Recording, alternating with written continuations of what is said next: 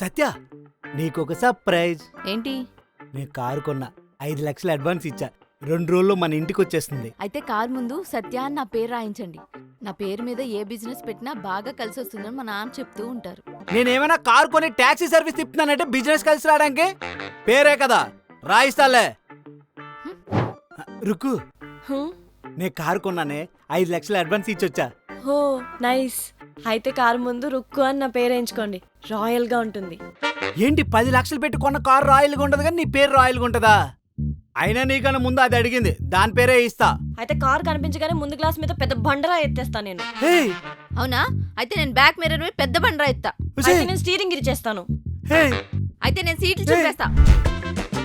భయ్యా, ఇంత కార్కి అడ్వాన్స్ ఇచ్చాను కదా, కార్ క్యాన్సిల్. సార్ మీరు ఇప్పుడు క్యాన్సిల్ చేస్తే 4 లక్షలే వెనక్కి వస్తాయి సార్. ఊరి మీ అమ్మ కడుపులు మళ్ళీ కావాలంటే 5 లక్షలు ఉంచుకోండి, కారు మాత్రం నాకు వద్దు.